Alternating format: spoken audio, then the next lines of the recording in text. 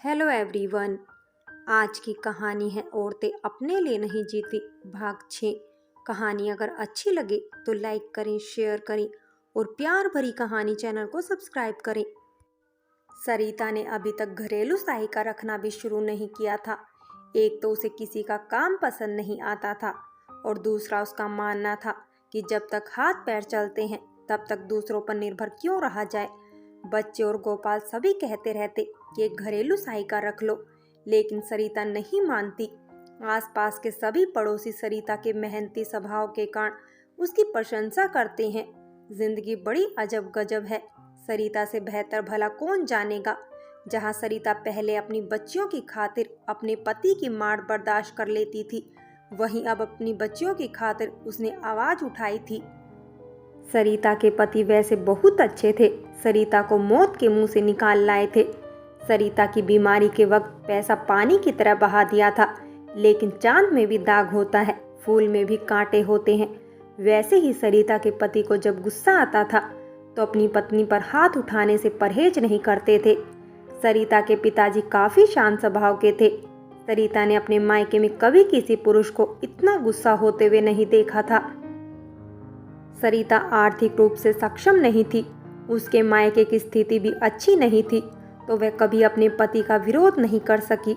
शादी के कुछ महीनों बाद ही सरिता को पता लग गया था कि उसका पति गुस्से में अपना आपा खो बैठता है। शादी के 5-6 महीने बाद सरिता की सास, चाची सास, दोनों नंदे, दादी सास आदि सभी एक जगह बैठकर बातें कर रहे थे और हंस रहे थे। तभी सरिता का पति आया और उसे एक के बाद एक 4-5 थप्पड़ लगा डाले। सरिता कर्तव्य विमूढ़ थी, बाकी सभी लोग भी एकदम सख्ते में थे। सरिता ने सिर्फ इतना ही कहा, मैंने क्या किया है? तू इतनी जोर से हंस रही थी, तेरी आवाज बाहर सड़क तक जा रही थी। पति ने कहा। तब सरिता की दादी सास ने सिर्फ इतना ही कहा, नहीं, यह तो धीरे धीरे हंस रही थी। पति के जाने के बाद सरिता की चाची सास ने उसे चुप कराते हुए कहा, चुप हो जा बेटा, इस घर के तो सभी मर्द ऐसे ही हैं। तेरे चाचा जी तो अभी भी हाथ उठा देते हैं। तेरी सास ने क्या कम मार खाई है? मर्द रोटी देता है, इसलिए मार खानी पड़ती है। उसके बाद भी कभी कभी सरिता के पति आपे से बाहर हो जाते थे, खाने की थाली तक उठाकर फेंक देते थे, लेकिन सरिता ने तो सब्र का घूंट पी लिया था। सहनशीलता औरत का गुण है। उसको डोली में बिठाते हुए उसकी माँ ने यही कहा था, बेटा डोली में जा रही है और अब वापस आए तो अर्थी में ही आना। जब बच्चे हो गए तो अपने बच्चों को एक सुरक्षित भविष्य देने के लिए सरिता पति के इस रूप को सहन करती रही थी, लेकिन अब जब से प्रेरणा और पलक बड़ी हुई है तथा समझदार हुई है, तब से सरिता को महसूस होने लगा है कि अपनी मम्मी को पति द्वारा पीटते हुए देखने से दोनों बच्चियों का शादी पर से विश्वास उठने लगा है। प्रेरणा तो अक्सर कहती है कि मम्मी मैं तो शादी नहीं करूंगी, गलती से भी पापा जैसे पति मिल गए तो।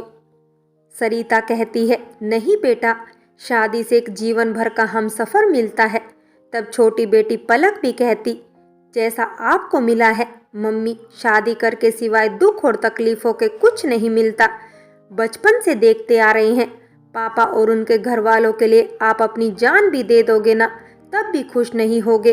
अपनी बेटियों के कारण सरिता में हिम्मत आ गई थी और फिर अब उसकी बेटियां भी उसके साथ थी, इसलिए वह उस दिन अपने पति को 2 टूक कह पाई थी। हो सकता है अगर वह पहले आवाज उठाती तो उसके पति पहले ही सुधर जाते। उसने कभी विरोध ही नहीं किया और उसके पति को इसमें कभी कुछ गलत लगा ही नहीं, क्योंकि वह तो बचपन से यही देखते आ रहे थे। मर्द का काम है मारना और औरत का काम है मार खाना। अपनी बगल में लेटे हुए गोपाल को देखकर सरिता सोच रही थी, अब तो ये कितना बदल गए हैं। अब तो इनका गुस्सा पहले का 1% ही रह गया है। शुक्र है गगन इनके जैसा नहीं है। आजकल की लड़की तो इतना झेलेगी भी नहीं, और सही है, झेलना भी नहीं चाहिए। हम तो मजबूर थे इसलिए झेल लिया। अच्छा है अब लड़कियों की स्थिति सुधर रही है। सरिता की बेटी प्रेरणा ने एक बार पूछा था, मम्मा आपको कभी बुरा नहीं लगता? आपने सबके लिए इतना किया, लेकिन कोई श्रेय नहीं, पापा भी आपको कोई श्रेय नहीं देते। बेटा कभी सोचा ही नहीं, तुम दोनों बहनें इतनी लायक हो गई हो। मुझे तो सिर्फ यही चाहिए था, फिर तुम मुझे इतना प्यार और सम्मान देती हो तो और क्या चाहिए। प्रेरणा फिर अपने किसी ज़रूरी फ़ोन कॉल पर बिजी हो गई थी, लेकिन आज सरिता को याद आ रहा था कि उसे भी तो वह सब चाहिए था। कभी कभी सरिता भी तो अपने पति गोपाल से सिर्फ इतना ही चाहती थी कि गोपाल उन्हें कुछ श्रेय दे दे, उनकी तारीफ में दो शब्द ही बोल दे। लेकिन गोपाल कभी कुछ नहीं बोलते थे। हाँ, अब उन्होंने उन पर हाथ उठाना बंद कर दिया था। शायद उन्हें लगता था कि कहने की ज़रूरत नहीं है। सरिता का मेरी ज़िंदगी में जो स्थान है वह उसे पता ही होगा। ऐसे ही गृहस्थी की गाड़ी चलाते चलाते सरिता और गोपाल की शादी को 20 साल हो गए थे। पूरी ज़िंदगी हंसते हंसते हर कदम पर गोपाल का साथ देने वाली सरिता अब धीरे धीरे चिड़चिड़ी होने लगी थी। घर के अन्य लोगों पर लगातार प्यार लुटाने वाली सरिता अब अंदर से खाली होने लगी थी। हर बात पर झुंझलाने लगी थी। गोपाल और किसी को समझ नहीं आता था कि सरिता को क्या हो गया है। ऐसे ही दोनों एक पारिवारिक समारोह में शामिल होने गए थे। भाभी की तबीयत आजकल खराब रहती है। वहाँ गोपाल ने अपनी चचेरी बहन से अपनी माँ के बारे में बात करते हुए कहा, अरे भाभी, आपको क्या हुआ? चचेरी बहन ने गोपाल के साथ ही खड़ी सरिता से पूछा। अरे इन्हें कुछ नहीं हुआ, अगर ये बीमार हो गई तो हमारे घर का तो बंटा धार ही हो जाएगा। भगवान इन्हें हमेशा ही स्वस्थ रखे। मैं तो तेरी ताई जी की बात कर रहा था, गोपाल ने कहा। गोपाल की बात सुनकर सरिता की आंख ही नहीं मन तक भीग गया था। आज उन्हें 20 साल बाद ही सही, लेकिन अपनी तपस्या का मधुर फल जो मिल गया था। आज बिस्तर पर लेटे हुए भी सरिता को जब यह बात याद आई तो वह पुलक हो उठी थी। हम स्त्रियों की दुनिया और ख्वाहिशें बहुत छोटी सी होती है। परिवार की खुशी में ही अपनी खुशी ढूंढ लेती हैं। फिर वक्त के साथ सरिता के सास ससुर का साया भी उनके सिर से उठ गया था। सरिता की बेटियां न केवल अपने पैरों पर खड़ी हो गई थी, बल्कि बहुत अच्छे पदों पर कार्य कर रही थी। अब सरिता 2 काबिल बच्चियों की गर्वीली माँ थी। वह अपनी बेटियों पर फख्र कर सकती थी।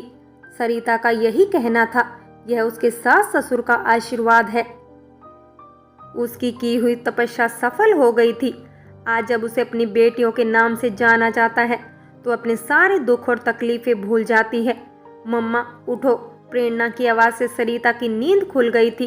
प्रेरणा उनका सिर छूकर देख रही थी और पूछ रही थी, आप ठीक तो हो ना? आज इतनी देर तक सोते रहे हो, हम सबको कितनी चिंता हो गई थी। पापा तो बस डॉक्टर को फ़ोन करने ही वाले थे। अपनी इतनी फिक्र देखकर सरिता बड़ी खुश थी और कहने लगी, बेटा कल नींद जरा देर से आई थी। तुम्हारी मम्मी जब तक हरी घोटे पत्ते वाली नई साड़ी पहनकर सोनू निगम का कॉन्सर्ट नहीं सुन लेगी, उसे कुछ नहीं होगा। वह यमराज को भी बोल देगी, आज नहीं कल चलेंगे। सोनू निगम का ही क्यों, मम्मी को और भी सिंगर्स के कॉन्सर्ट सुनने हैं। प्रेरणा ने मम्मी के गले लगते हुए कहा। फ्रेंड्स, कहानी औरतें अपने लिए नहीं जीती यहीं समाप्त होती है। और अगर कहानी अच्छी लगी हो तो लाइक करें, शेयर करें और प्यार भरी कहानी चैनल को सब्सक्राइब करें।